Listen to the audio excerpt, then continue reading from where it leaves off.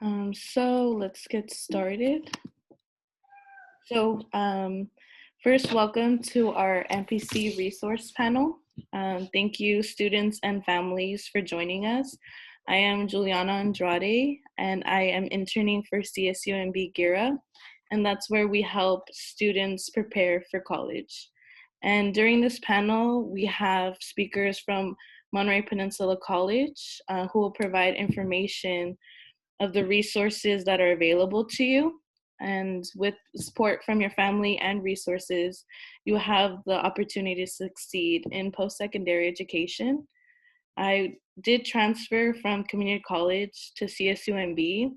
So if I was aware of all these different resources, I would have had more support throughout my college journey.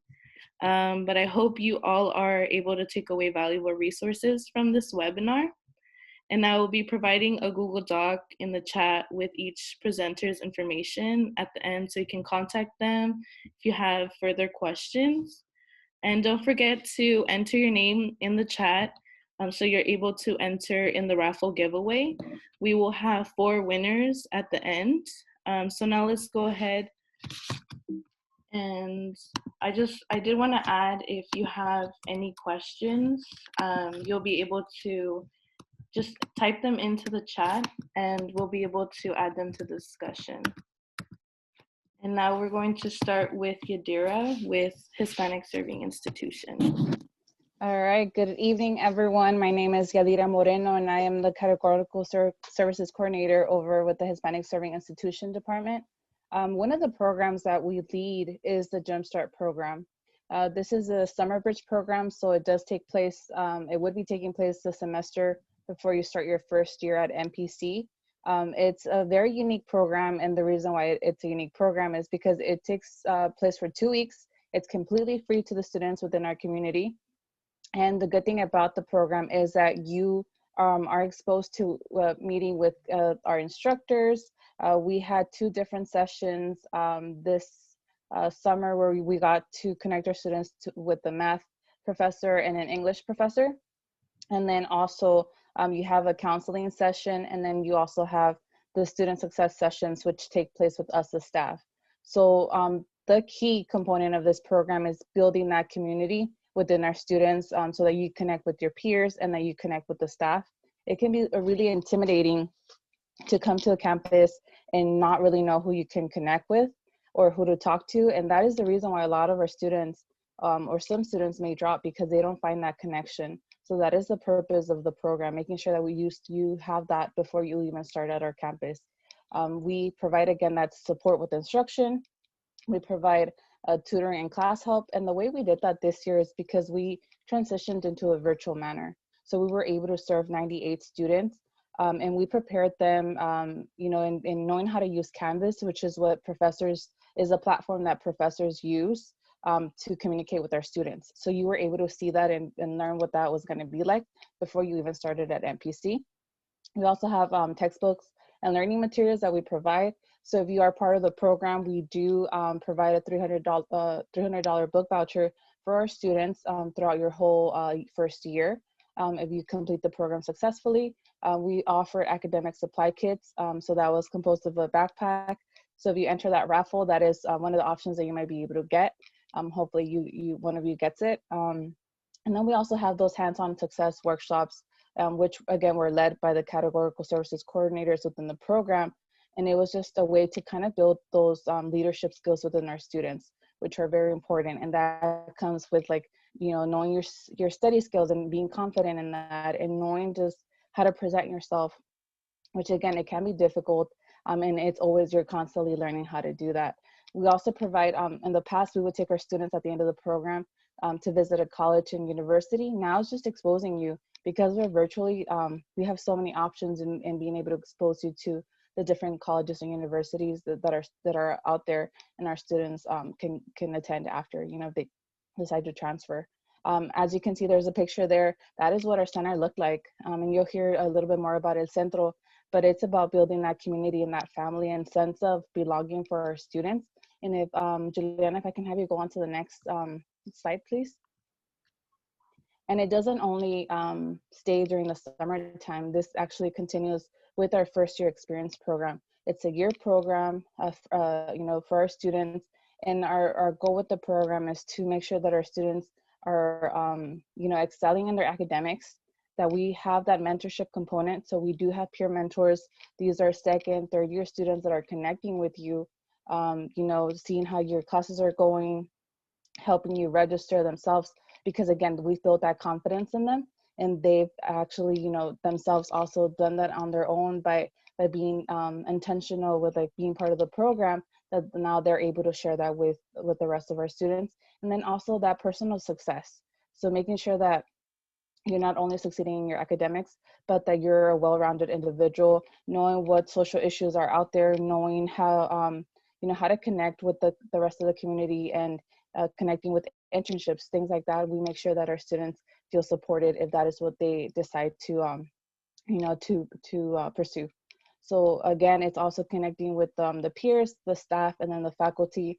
With the first year experience program, we have our students cohorted in personal development classes.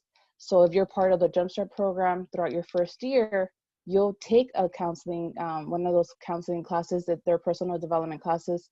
And again, you're still working with the same group of students, with the counselors that you might have seen over summer. And again, it's building that community and then that tight group.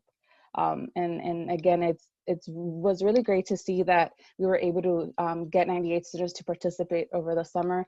And it has been difficult, right? I would be lying to you if I didn't acknowledge and say that students have dropped, in a couple of courses, but then we're there to kind of pick them up and say, hey, you know what? It's okay that you're struggling. It's okay that you're feeling this way. And it's also being completely transparent with the students and saying, share your experiences, right? That's why, Juliana, I appreciate you asking us what we were thinking of majoring, because if we don't talk about that and share that with our students, how are they going to know? We don't want them to ever think that we're any better than them because we have a degree. No, we come and we let them know what our experiences are, and we empower them. And that is what we do through FYE and through Jumpstart. Can I have you go on to the next slide, please? So we actually have a physical space at MPC, like I was mentioning, and that is El Centro, which is the Center for Excellence in Transfer, College Readiness, and Opportunities. This place was always popping. This place, students would come in. I love taking my lunch there, because I would go out and sit down with the students. They would come in, they would tell me, what they were listening, what they were working on, because the place the students could come and study. We had professors that actually come in and offer their office hours there, because again, it's a welcoming environment. And instead of the students going into the professor's offices, they came to a space where the students felt comfortable. We had math professors that came in, we had a psychology professor that came in, and before COVID, we were having like the English department and looking into one of their professors coming in. So again, these are things that we are still continuing. We are offering them virtually, and then just learning to adapt. One of the things that we push is to, if the transferring is what the students are looking into, providing that support, making sure that we have that conversation. If it's their first year, it's never too early to start. It's okay, let's looking at the schools, looking at what those GPA requirements are. These are the conversations that take place at El Centro. We also have financial aid, matriculation, and tutoring assistance. So I've collaborated with Terry, who's on here, and you'll hear from later on. But again, it's making sure that financial aid is taken care of, that component, because if students are thinking about how they're going to pay for their classes, their focus is not going to be on their academics, and that's completely understandable. And we know that, so we want to make sure that we take care of that. We offer academic and personal counseling. We have one of our FYE counselors, our first year experience counselors, who's also has experience with being a therapist, and if you need that personal counseling, that she's there to offer that. They were there, the space was in the front, and then we had our offices right behind it, because again, we want to make sure that our students have quick access to those counselors. And even now they offer appointments online, and we're able to, if we have to do phone calls, we'll do phone calls. If we have to do text messages, we do text messages, or Zoom meetings. We're trying to accommodate all of our students, and then just being aware of their different needs. Again, we still offer the faculty office hours. That is right now only with the math department. But again, we're going to try to expand it for the spring semester. And then we also have workshops and events, and that is something that I run, right, as well as my other partner, categorical services coordinator, Juanita Vasquez. So we do it together, and I do have to give her credit, right, because she works specifically as well with our documented student population, which we have to make sure we're also serving. And just so we know, because we always get the question is, because it's coming under the Hispanic Serving Institution Department, do you only serve Hispanics or Latino students? That is not the case. We serve every student that is being directed to us. We serve our students in the same way, and always with the best of attitudes. So that is always our approach. And again, like I mentioned, we do offer immigration legal services, resources that are free. We do have a partnership with the UFW Foundation, and they do provide that service to make sure that our students are, feeling connected and knowing if that's a need for the students, that then we are making sure that we're addressing that. At this time, I am going to take any questions. I know it's a lot of information, but if you're going to take anything from this component, is just know that we're there to support you in that transition into MPC. Yes, we say we're going to help you through your first year, but that's not true. We help you through the whole time that you're at MPC. And we've had students, that have come back, at least with the coordinator right now, our coordinator, Kelly Fletes. She was also a counselor with EOPS before. She's had students that come back to her to help, write letters of recommendation for grad school, or, to put a reference in a job application. So we're constantly helping our students in different ways, and in ways that they're, developing. So, I hope you consider MPC. And just alone, there's just a little piece of what we do. We have so much more to offer, and you'll hear more about it in a bit. Thank you so much, Yadira. Does anyone have any questions this time? You could go ahead and enter them in the chat.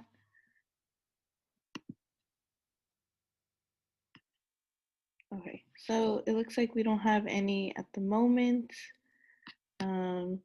But if you do have any, go ahead and add them to the chats. Let's move on to financial aid. Yes, I'm Terry Murphy. I work in the financial aid office. I've been working in the financial aid for about 20 years. Financial aid is to help bridge the gap in paying for college. Financial aid application, the FAFSA stands for free application for federal student aid. So no matter what institution you go to, as long as they participate in the federal student aid program, Title IV, then you could get financial aid. Financial aid just doesn't mean grants and loans, it's scholarships. You could now, if you could always be thinking about applying for scholarships.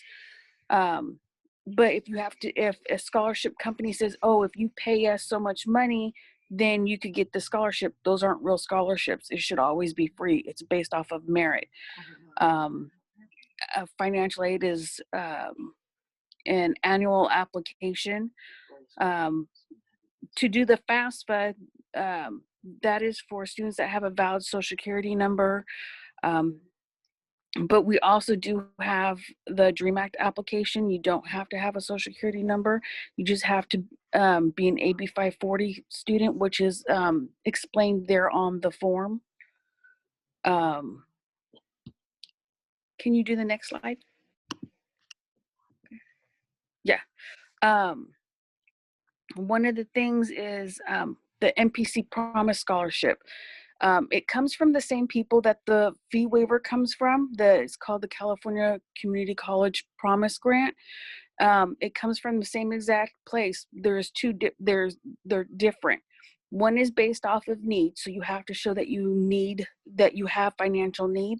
The other one is if you're not eligible for any aid at all. So if your parents make too much money and you're not eligible for any other aid, your first 2 years will be free as long as you continue to apply for financial aid.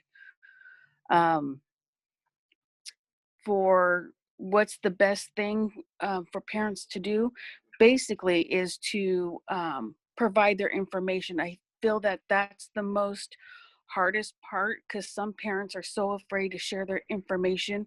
They're afraid of identity theft, especially the way everything is done online. But basically, as long as you complete your financial aid application every year, as long as you're going to college, no matter what college it is. We hold workshops all the time. It comes out October 1st. And that's basically it. I think that's the only slide that was left.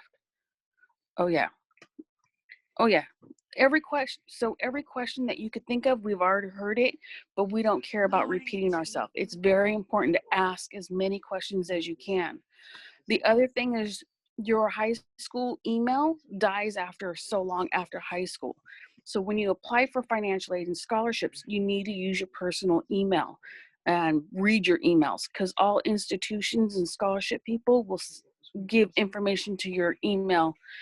A lot of schools do not do communications through mail. So it's important. And like I said before, if someone says, give me money, we'll give you this, don't do it. It's not real. Any other questions for financial aid? I felt like I talked fast. If you have questions, go ahead and enter them in the chat.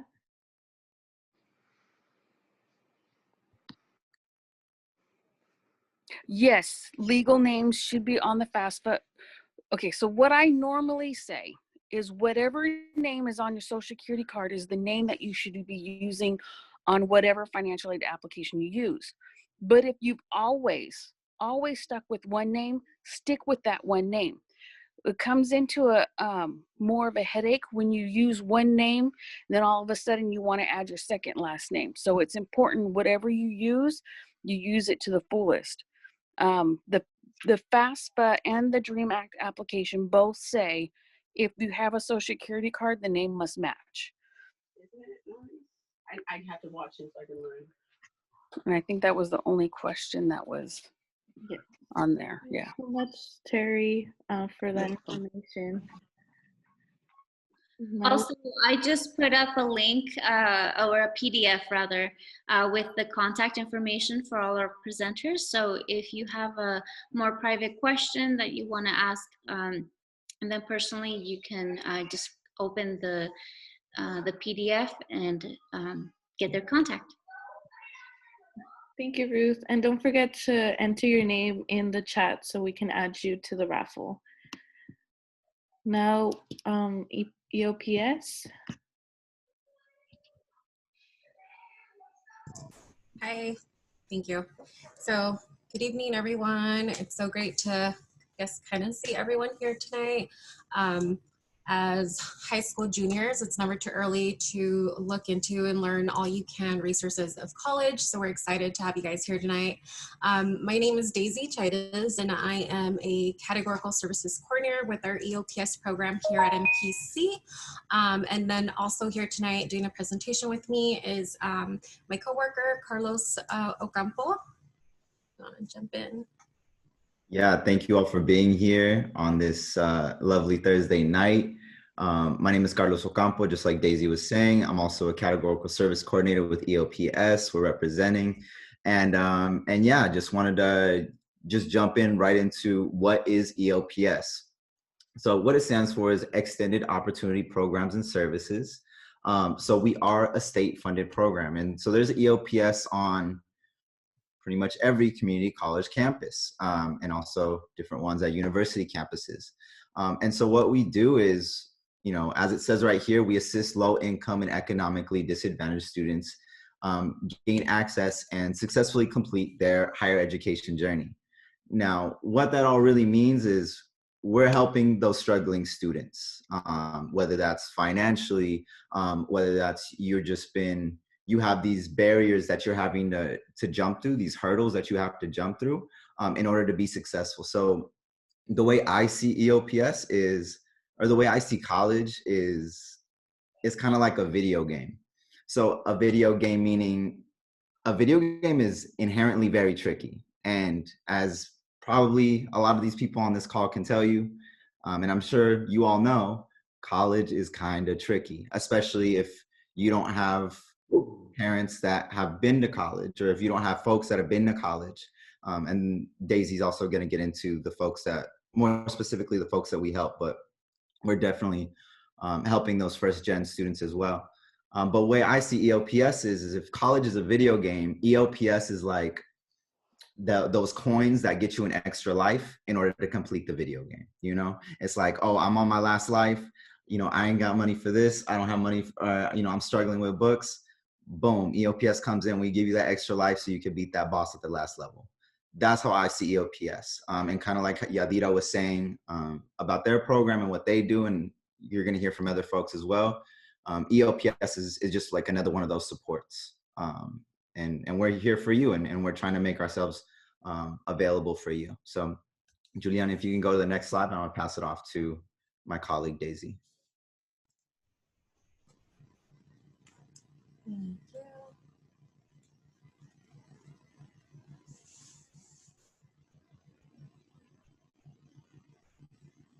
There we go. All right, so EOPS. So what EOPS are eligibility criteria, right? So how are you eligible for our program?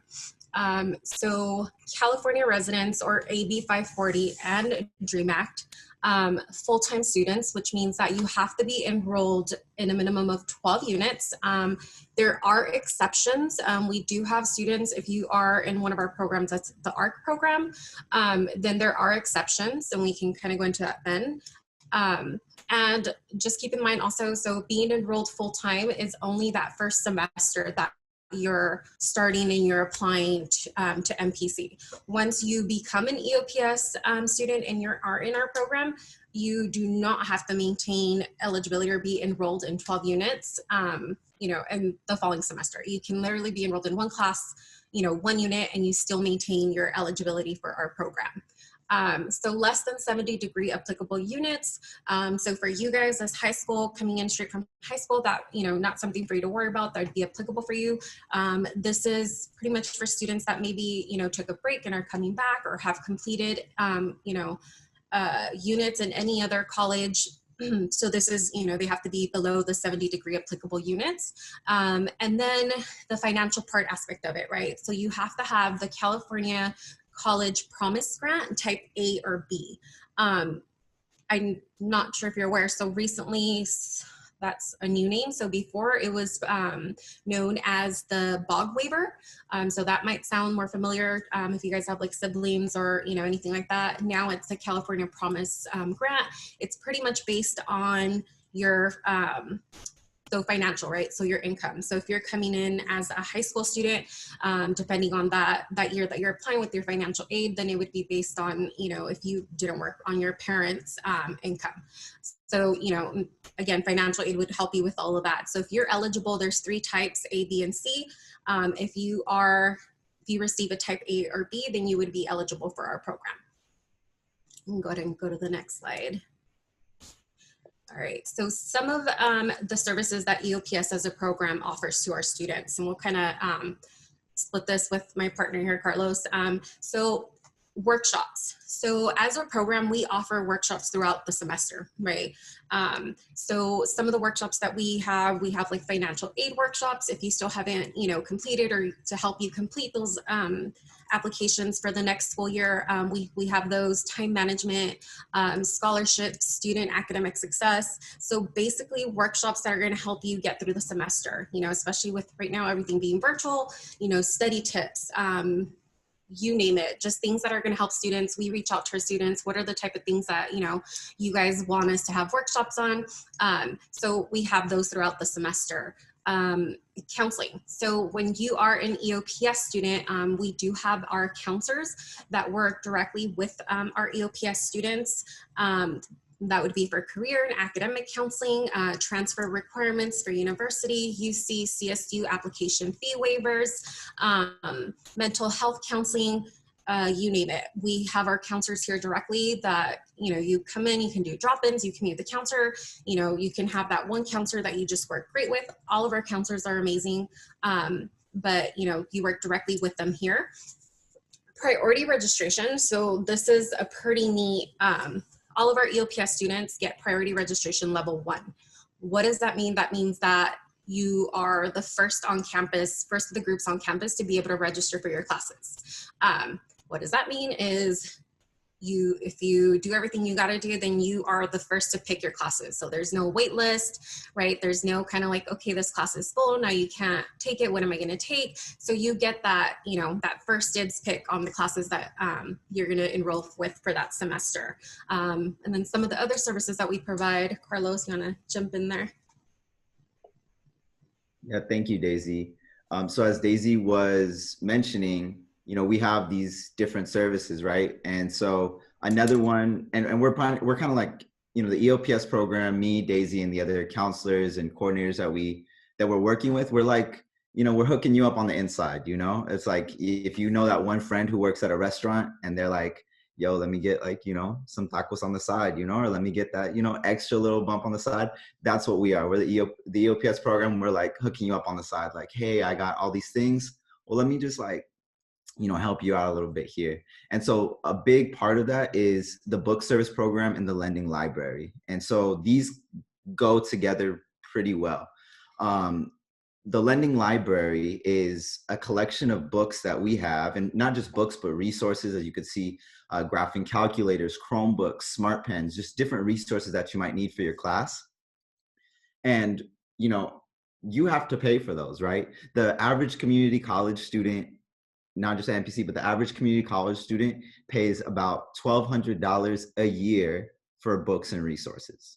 $1,200 a year for books and resources. One more time, $1,200 a year for books and resources.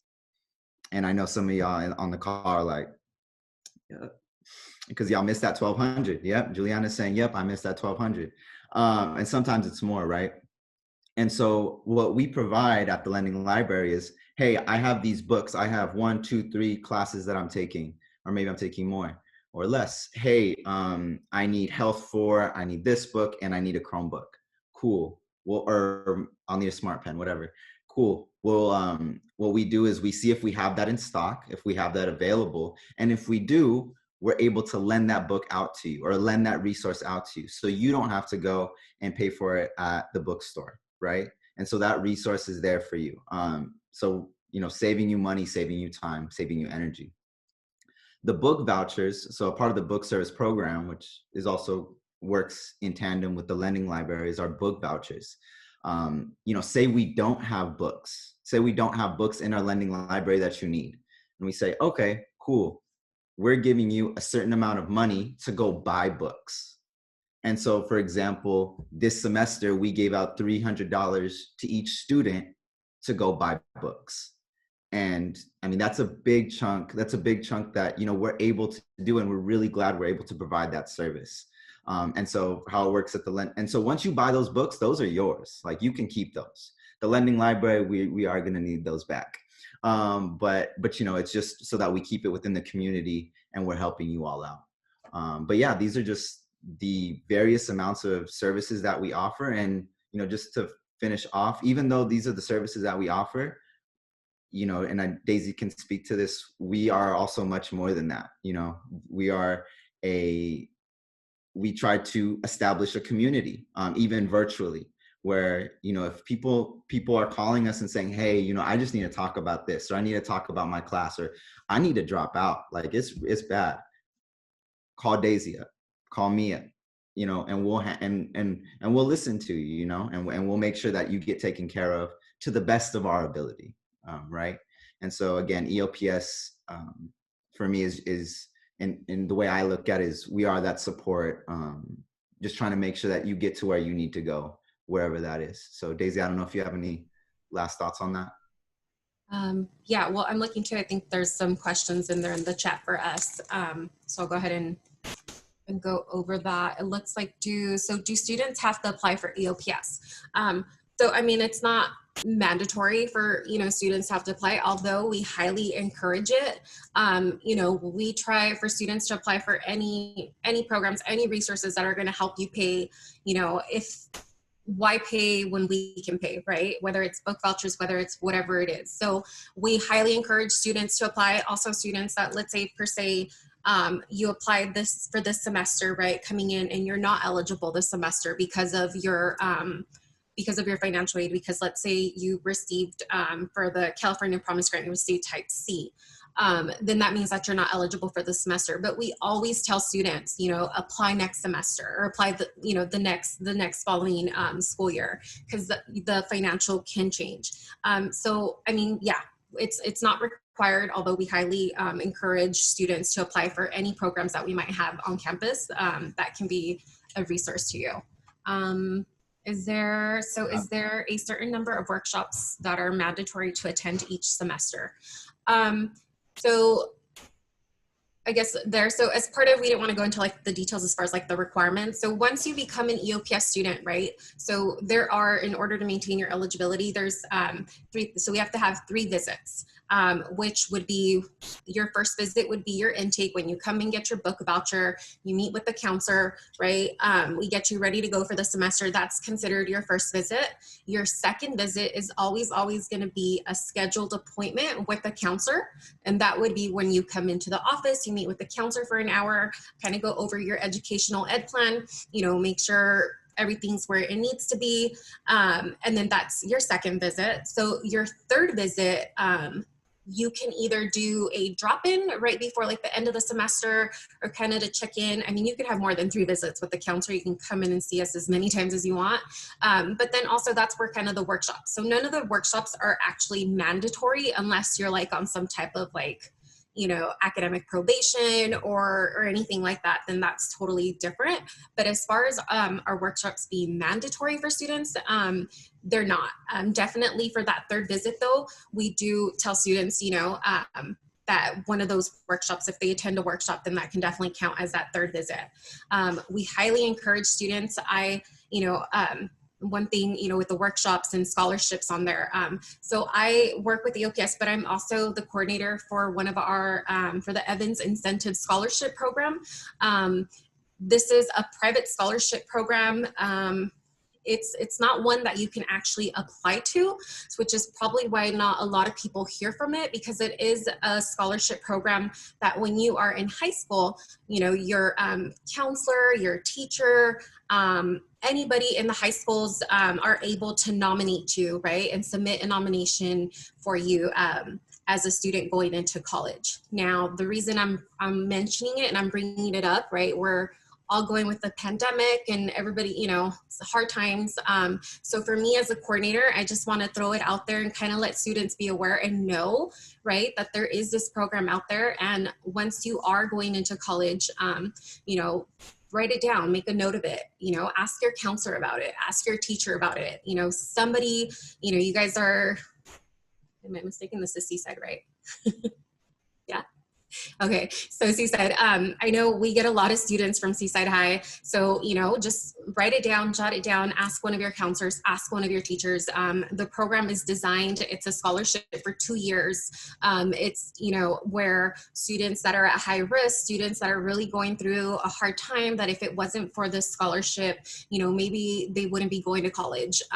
Students that are first generation, right, that don't have like that guidance from parents, from home, to kind of follow through. So, you know, like I said, just kind of keep it in mind, ask. And, you know, if you get nominated, we do bring in about 60 students each academic year. And it's an amazing program. It's a scholarship, like I said, that it's private, and you receive it for your 2 years at MPC. And then at the end of the 2 years, then you get a bonus transfer of $1,000 once you do transfer, you know, out of MPC. So, and again, I know our contact information will also be on there. So if you ever have any questions or anything like that, definitely, you know, feel free to reach out, and I'd be more than happy to talk to you or, you know, give more information. Let me see, I think is there more? If I do not receive financial aid, but I receive the MPC BOG waiver, would I still qualify? So it looks like Terry on here from financial aid, she looks like she maybe answered this. So financial aid is a general word that includes grants, loans, waivers, and scholarships. Being eligible for a waiver is one part of eligibility for EOPS. So I think, you know, that kind of answers that question, I hope. If it doesn't, feel free to let us know, see if we can better understand it or answer it. Is there an acceptance rate? So the EOPS program is one of the largest programs in the state of California and community colleges. I think, oh my God, from normal, I think we bring in about like 900. We don't have like, there's not like that's it, we're stopping, this is how many we bring in. No, like I said, it is a very large program. If you're eligible, we bring you in. I know right now our numbers are even lower, so we're continuing to bring students in, fall semester, spring semester. So, there's not really a number or anything like that as far as like an acceptance rate. Let's see, I think that's it. Is there any questions that you guys might have before we pass it on to one of our colleagues? Thank you so much, Daisy and Carlos, for all the information. Yeah, thank you.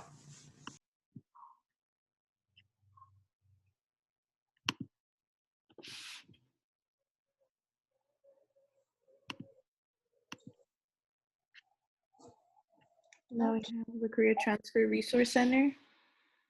Yes, hello and welcome. This is Sudeshna Nand, and I am the coordinator of the Career Transfer Center at MPC. And in short, we say CTRC, it's a very long name. And recently we got a new location for the Career Transfer Center, and it is adjacent to the HSI. So we work closely together. At this point, it is very important for me to state the purpose of the Career Transfer Center. What do we actually do? The Career Transfer Center provides support to students seeking transfer to a four-year university, including University of California, that's UCs, and CSUs or out-of-state universities. We transfer students to all these education systems. The CTRC is also reaching career resources, both online and at the center. So we have been doing a lot of online virtual events at the moment because of the pandemic. Can we go to the next slide? Okay, so what are the other functions apart from transferring students to four-year universities, or how do we navigate through this to help students transfer to four-year universities? We begin by providing opportunities to students, and the first step is we send a Google form with transfer interests for students to fill in. So we send it through all user email, and students fill in the form and return them to us, and we compile all the information on a Google Sheet, and that is how we connect with the students in future. So all new students are encouraged to fill in the Google Sheet as soon as they start at MPC. So we work very closely. The CTRC works closely with the counseling faculty, and some of them are assigned hours at the Career Transfer Center, and they take turns to spend a few hours throughout the week. And what they assist with is helping transfer issues and any other questions that the students may have regarding transfer. We also provide opportunities to students to go on campus tours. We, in the past, before the pandemic, we were doing up to 3 campus visits per semester, and it worked really well. Students would let us know what schools they're interested in, and we would take a tour to the school. And what we do on those campuses is take a tour of the whole campus. Usually we do the outdoors because classes are in session. So student ambassadors become an important part of this, and they assist students through the whole campus, make a complete circle of the campus. Transfer week in partnership with HSI. This week is very important related to transfer at MPC because there are lots of fun activities, and student participation is usually low during this week, but there are some important activities that we do during this time. And some of these are alumni and staff panels who speak about their educational journey. And we have lots of transfer games, Q&As, and also presentations from university departments, which is really useful for the students. The transfer week culminates in the transfer day, which is our annual event, which we have in fall, usually falls on a Tuesday in October or November. And we have about 50 to 55 different universities visiting us. During the pandemic, it was difficult, so we did a virtual event. And during this time, the university share important information with students and answer any questions that students have. And also in exploring, in their exploration efforts, students get to meet with the university reps. The CDRC coordinates with the university reps to make campus visits, and we work closely with them to do appointments or tabling events, or we try to connect the reps with the students that way. So if they have any questions related to transfer, they can speak to them directly. And during the pandemic, we have been doing virtual events. And as I mentioned, that we are rich in career resources and online and in office. So we do a resume building workshops and one-on-one resume reviews, and also provide interview skills to students who are interested in finding jobs. Next slide, please. Other functions of the CTRC is to provide a support network. And how do we do that? We promote university as in things, we are actively involved in those, and we provide, we have a CTRC website through which we reach students, and we update the information regularly, and new events are updated regularly on the website so students can access them. Cal Day, this is UC activity where campuses have open houses and students can attend these virtually. In the past, they could actually attend events personally. In reach and outreach, we do a lot of promotion of events of the CTRC.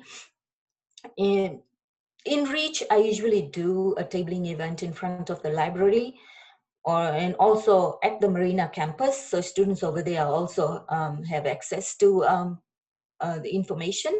So I'm usually tabling in front of the library and have lots of resources to share with the students, and also request instructional faculty to share the information with the students. Usually I do classroom presentations to promote workshops and other events that we have.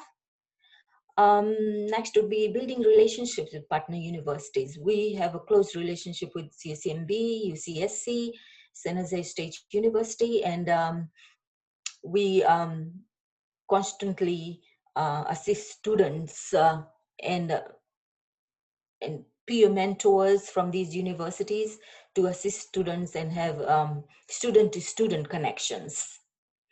And we provide our own tag workshops and other transfer workshops, but university reps also come on campus and offer workshops. We have built a close relationship with CSMB Transfer Center. With the HSI grant initiative, we have had a lot of activities going on in connection with other universities or partner relationship, partner universities. Next slide, please. The third important function of the CTRC is to provide pathway navigation, and all students who are transferring have a pathway. So how do we make it easy for them? We try to make the transfer process smoother for all our students who are ready to transfer. So we provide fall workshops, which are directly related to the applications. We consider the fall term as our transfer term, and we do a lot of transfer related activities and events during fall, holding students' hands to take them through the application process so they can do everything correctly on the application, so the applications are not rejected. So in fact, we do not do presentations at this time, but we actually do labs where students sit in front of a computer and we actually help them with their questions. And there may be 30 students sitting in the room, but each one has a different question. So we address their questions directly. So these are called app labs. So app labs have been very helpful and students have been benefiting from these a lot. So in spring, we also offer workshops that are related to transfer, but these are for new students. So one of the main workshops is how to choose a major workshop and the basics of transfer, which is Transfer 101. Just taking them through the introduction to transfer and providing lots of handouts and things that have like step-by-step information for students to take care of the rest of their stay at the camp at MPC. New online resources. The pandemic has opened many new avenues for us to deal with connecting with students. And the Student Services Hub page, we use Cranium Cafe to connect with students. So when they are accessing their class through Cranium Cafe, they're also made visible, the CTRC services. So they can then connect with the updated information on the CTRC website. So that way they're aware of upcoming events and anything that, that they may have missed. So we have close working relationship with the general counseling. The CTRC and general counseling are like two parts of one, and without one, the other cannot function. So we work closely together to make all these workshops and all the events and activities happen by coordinating and assisting students. Thank you so much. Is there a slide? No. Okay, so are there any questions related to transfer? We don't have any in the chat at this time, but thank you so much.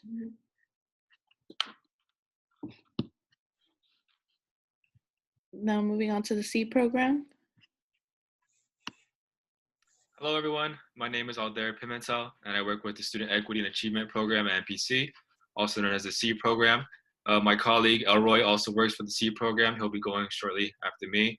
I want to go very quickly over a couple of things. I know we're running out of time, but in general, what the C program does at MPC is assist the general student population with whatever they need on campus. So whether it be, pointing them in the right direction towards a certain department, a certain resource. Our main job is helping the students through the matriculation process of applying to MPC. Those steps are on the screen right now. MPC calls them the 7 steps of success, basically as a way to kind of facilitate applying to MPC, making it a little bit easier, putting the steps down for you so you can follow them a little bit easier and then knock them out one by one. The first one being, of course, applying to MPC. You can do that online on our website, mpc.edu. First, you have to create a CCC Apply account, which is basically the service that all community colleges in California use. You can apply to different community colleges with that account if you choose to, but you can apply to MPC directly on the application. After that, the following steps would have to be to apply for financial aid. I know we talked about financial aid earlier in this presentation. After that, you would take a placement assessment, basically to see where you would place in your English, math, and if you apply your ENSL classes. After that, you would have to complete orientation. You would meet with the counselor and create an educational plan, basically just to detail what classes you want to take, how you want to plan out your educational trajectory at MPC. You would register for your classes, and after that, set up your student email. So very straightforward process that MPC details for you. In addition to providing campus outreach and general support to current and prospective students, the C program provides general information and support to all students, like I mentioned before, with a particular emphasis on following up with our ENSL, Umoja, dual enrollment, and student athlete populations. And two questions that I want to go over very quickly. I know that you students are juniors, so a question that is commonly heard is how important are junior grades? I would say they're very important. Colleges take a look at your grades extra closely your junior and senior year. From my experience, that is what they told me at my high school as well. Typically, your freshman year is a little bit overlooked, but colleges like to see how involved you are in your junior and senior year. So I think junior year was my year in high school where I definitely tried my hardest. I took the most AP classes and volunteered the most and whatnot. So this is the year to really establish yourselves, really take the best classes that you can, volunteer, do community service hours if you can. I know the pandemic has kind of limited our options, but your grades are definitely very important your junior year. And why are assessment and placement tests necessary? They're used to understand what level you're going to enter into college in your English, math, and ESL classes. What that basically means is you're all going to take English and math classes in college, but we all enter at different levels, and those placement exams kind of see and gauge what level you would come into. So they're definitely very necessary, and it's one of the steps in the matriculation process. So that is in general what the C program does. We assist students on campus with whatever they need. I know there's a lot of departments and different resources on campus that target certain student populations and communities, but the C program, in a nutshell, helps everyone on campus. And so if you do choose to attend MPC, we'll be there to guide you and assist you in any way that we can. So yeah, that is my spiel. Thank you. Thank you so much. Now let's go to what is Omaha. Good evening, everybody. Ago, which is a Kiswahili word for affirming that I'm in this space. I just want to welcome everybody and thank you for having me here. What is Umoja? Umoja is Kiswahili word for unity. I could go into all the different things that we have and the things that we offer, but I think it would just be repetitive. But just to tell you a little bit about Umoja, Umoja is a learning community dedicated to the academic success, personal growth, and self-actualization of MPC students. Umoja enhances the cultural and educational experience of African American and other historically underrepresented students to support certificate, degree, attainment, transfer readiness, and career preparation through the integration of academics and support services with African American culture. I think Yadira said it best when she brought up the fact that we just don't serve a certain demographic. If you go to any program within NPC, be it EOPS, TRIO, FYE, Umoja, we represent the community at large. You can walk into any program and can't even tell what program you're in because we serve all students. Sometimes the only twist is you may learn a little bit more about a certain program than you thought you would. Because Umoja is based and focused on the African American diaspora. And what it is, if you learn anything about the African diaspora, it only enhances your willingness to learn about your culture. When we have these meetings every Thursday in our virtual world, we learn about each other's culture and see how closely they're tied. Let me just give you a little history about Umoja at NPC community. 2007 to 2018, NPC faculty and staff advocated to bring Umoja to NPC. Fall 2018, NPC faculty and staff started the Umoja affiliate application process. Spring 2019, NPC signed the MOU, which is a Memorandum of Understanding with Umoja. Summer 2019, NPC accepted the statewide Umoja consortium, joining 60+ campuses, and we attended a summer SLI. Fall 2019, Umoja program began and enrolled over 80 students into the Umoja program. Okay, so that's 80 students that the Umoja program serves. But out of those 80 students, part of them was EOPS, part of them was FYE, part of them was Evans. And what the theme here is when you talk about every category service coordinator, we look and we work with one another for the success of all students at NPC.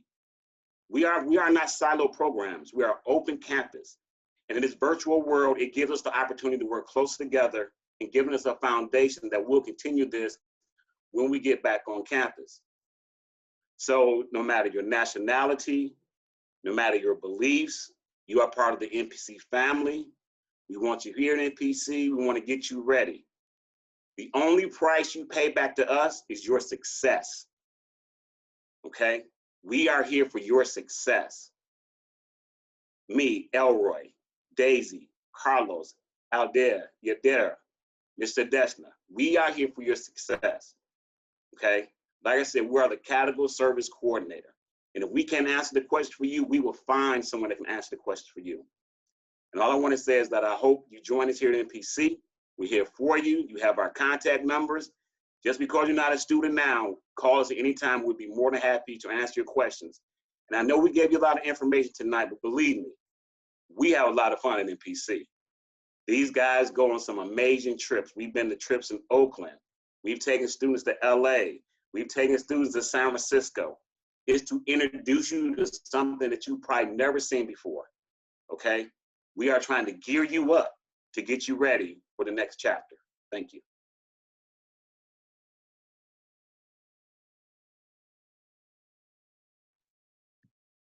Thank you so much. Now, if you could please take the quick survey in the chat box to provide us with feedback for future webinars. As well, there's the Google Doc with presenters' contact information in the chat box.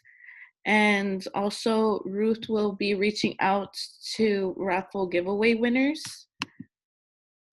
I just wanted to thank our panelists, Terry, Daisy, Carlos, Sadeshna, Alder, Elroy, and Yadira, as well as CSUMB Gear Up. And thank you to Seaside High School staff for your support.